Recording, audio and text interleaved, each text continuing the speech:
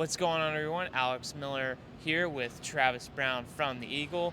This is the Monday post-press conference recap, sponsored, of course, by the Ranch Harley-Davidson in College Station. Travis, heard from A&M head coach Jimbo Fisher and some players. We'll start with the biggest news of the day, something you reported on last night. Anaya Smith, he's going to be out for the remainder of the season with the leg injury. Travis, can you just kind of take us through what that injury means for the Aggies and what Jimbo had to say about it? Yeah, well, of course, it was the second half of the Arkansas game, and Anaya Smith was blocking on an option play, got his leg rolled up on it, and it looked pretty bad at the time.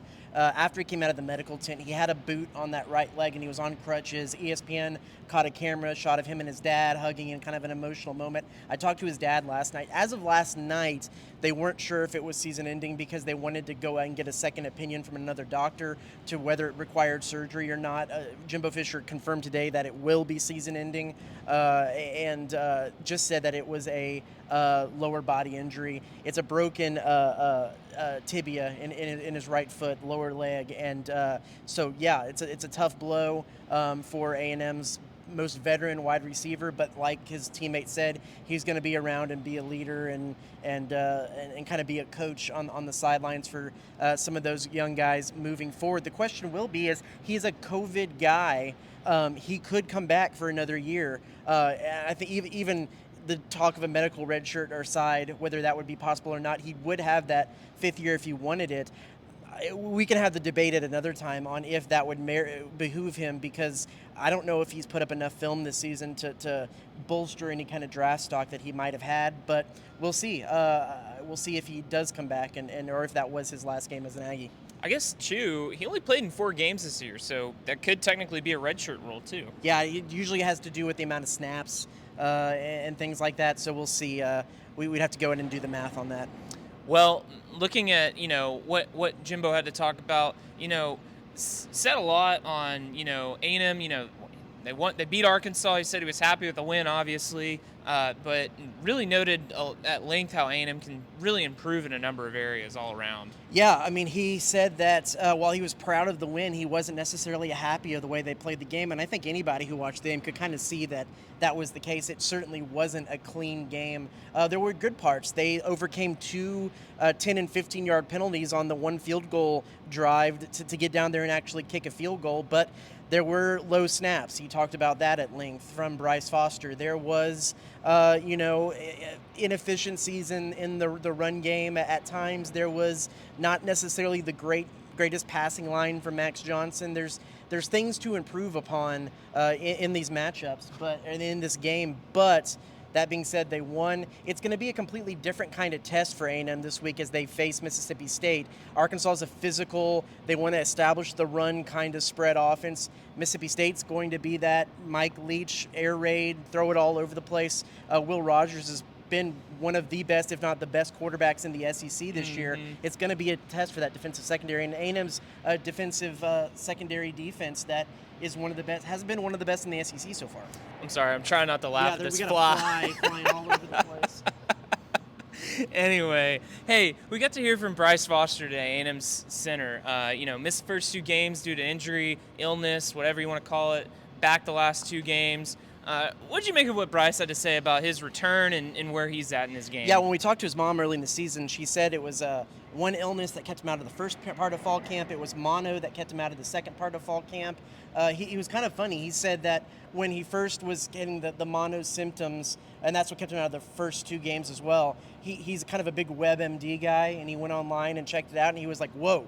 The first things that popped up were like cancer and like thing. It kind of freaked him out. So he went in and was like, I need to get this checked out. And of course it was, I want to say just mono. Mono's kind of a serious disease, but it was compared to those things, it was just mono. But then he did notice that with mono, it said, strenuous activity could cause some issues with your spleen and things like that. And so he wanted to take it carefully, and he talked with the trainers, and they were monitoring his vitals and things through the first 2 games. And he finally got to the point where he felt comfortable and the trainers felt comfortable that no further damage would be done. So he came back, but he said getting back into conditioning shape, and I don't know if you've ever had mono, but man, you are worn down, and it takes a long time to kind of get that stamina energy back up, having had that. So yeah, it'll be interesting to see how he progresses in moving forward. And he said that the what was his first game back? It was No, No, it was last week it was against Miami. Miami. He tweeted after that game that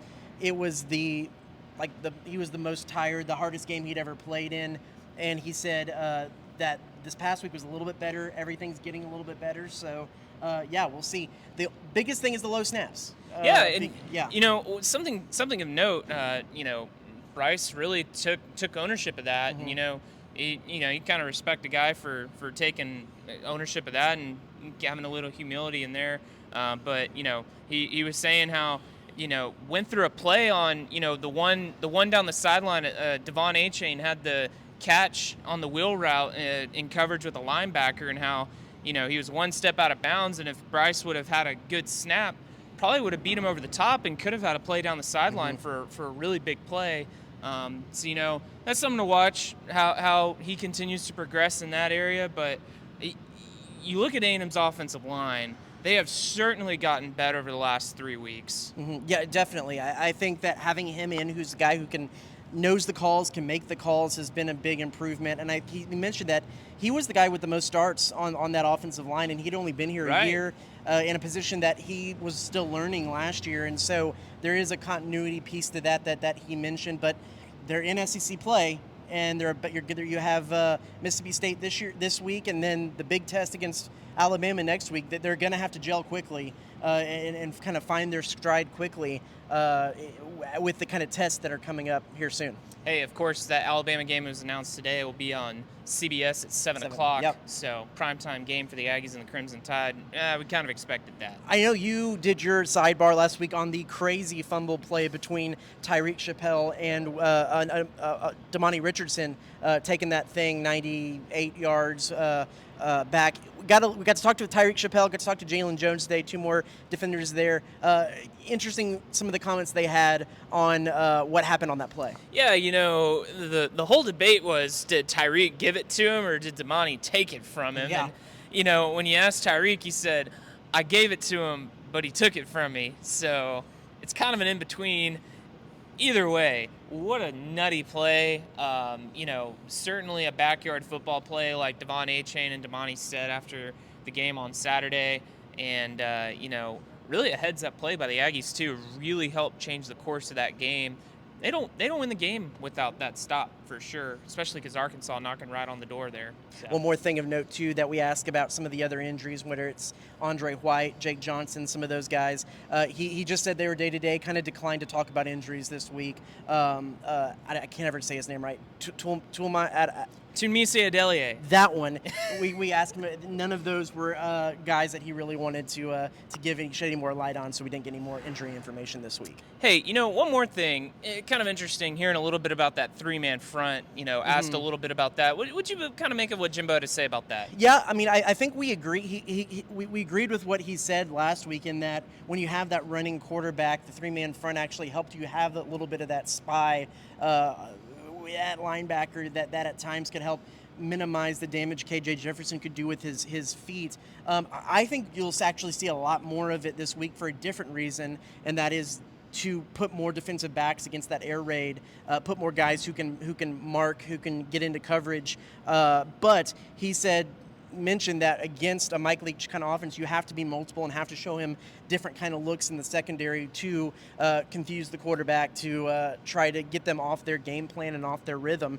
And so I think you will see a lot more of that three-man front. It's something that Mike Elko did against Mike Leach in the past as well. Now, Mike Leach kind of hammered them last year for it and said 2 years ago, when they beat them at Mississippi State, that's what they did. And then they came back in and did the exact same thing against them last year, and they had scouted it and had a game plan for it. So it'll be interesting to see how they're able to combat that, because that is what a lot of teams will do against Mississippi State and that kind of air raid offense. A lot of intermediate passes, too, from Mississippi State last year. Curious to see how that goes down. We'll get more into that, too, especially talking Will Rogers. He's one of the best quarterbacks in the SEC. Sure. Travis, I think that's all we got for today. We need to get away from these flies. We do need to get away from these flies, but you need to go to theeagle.com and catch all of our coverage from today's press conference and leading up to A&M's game against Mississippi State on Saturday. For Travis Brown and Alex Miller, we'll see you next week.